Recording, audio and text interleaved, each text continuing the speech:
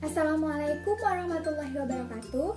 Pada kesempatan kali ini, saya Yuli Amelia ingin membahas mengenai siklus sel dan pembelahan sel. Sebelum itu, mari like, comment, and subscribe. Nah, mari kita simak video ini. Baiklah, materi yang akan kita bahas yaitu siklus sel dan pembelahan sel.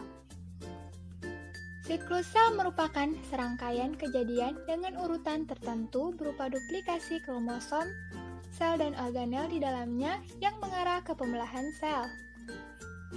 Siklus sel merupakan fungsi sel yang paling mendasar berupa duplikasi akurat sejumlah besar DNA di dalam kromosom dan kemudian memisahkan hasil duplikasi tersebut hingga terjadi dua sel baru yang identik. Bisa dilihat pada gambar di mana ada gambar diagram dari siklus sel. Jadi, siklus sel adalah sebuah pergerakan dari satu pembelahan ke pembelahan berikutnya. Dalam proses tersebut, adanya periode di antara pembelahan sel yang berurutan. Siklus sel ini dimulai dengan periode metabolisme normal yang disebut G1.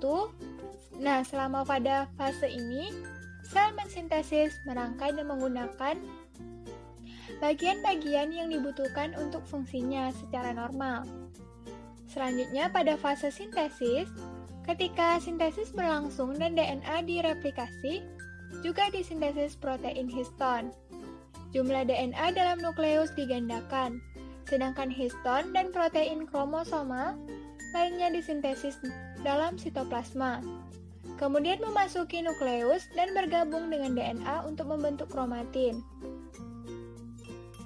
Setiap kromosom pada fase sintesis memiliki dua rantai DNA yang identik yang asalnya satu rantai pada awal fase G1.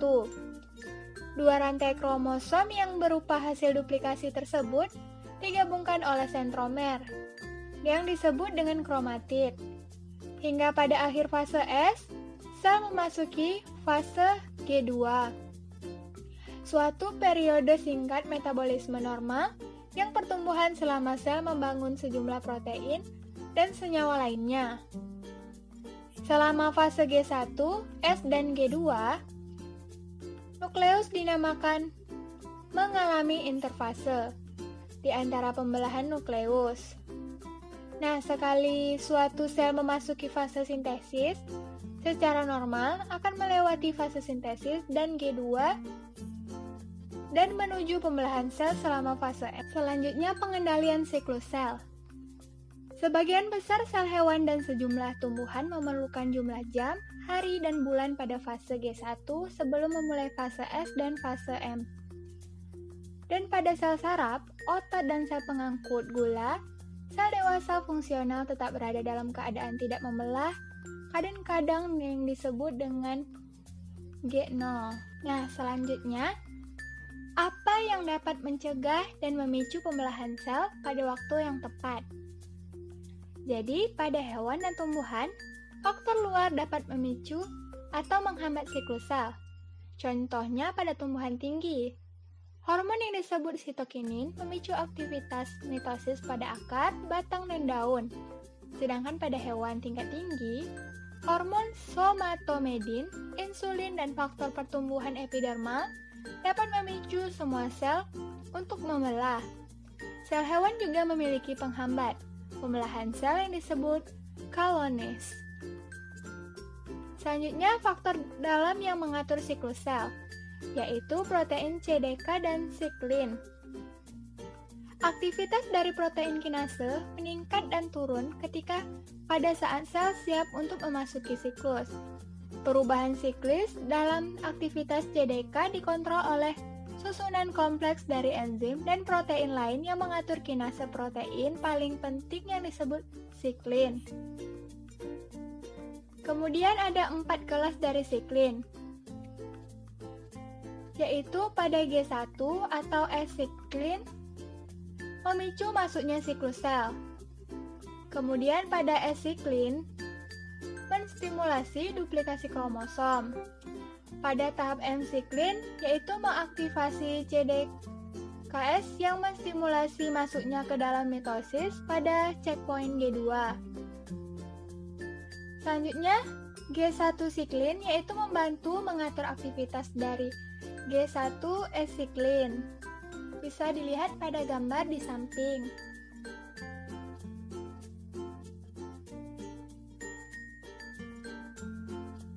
Nah, selanjutnya pembelahan sel, di mana yaitu ada interfase.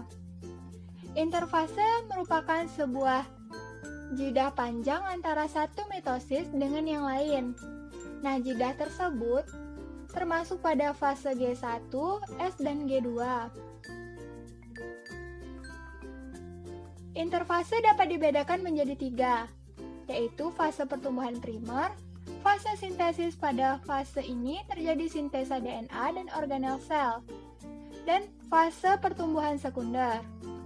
Nah, selama interfase, kromosom tidak kelihatan karena benang-benang kromatin tidak berpilin. Interaksi antara DNA, RNA, dan protein terjadi selama tahap-tahap tertentu dari interfase. Selanjutnya ada profase. Fase ini di mana terjadinya kondensasi kromosom dan pertumbuhan pemintalnya. Pada saat ini, kromosom terlihat di dalam sitoplasma. Kemudian ada prometafase. Pada fase ini, sampul inti sel terlarut dalam kromosom yang mengandung 2 kromatid mulai berimigrasi menuju bidang ekuatorial atau piringan metafase. Selanjutnya pada proses metafase, kondensasi kromosom pada bidang ekuatorial mencapai titik puncaknya. Sedangkan pada fase anafase, tiap sentromer mulai terpisah dan tiap kromatid dari masing-masing kromosom tertarik menuju pemintal kutub. Pada tahap telofase, kromosom pada tiap kutub ini mulai mengalami kondensasi, diikuti dengan terbentuknya kembali membran inti sel dan sitoplasma perlahan mulai membelah. Nah, pada gambar bisa dilihat proses terbentuknya dan terurainya membran nukleus selama pembelahan sel.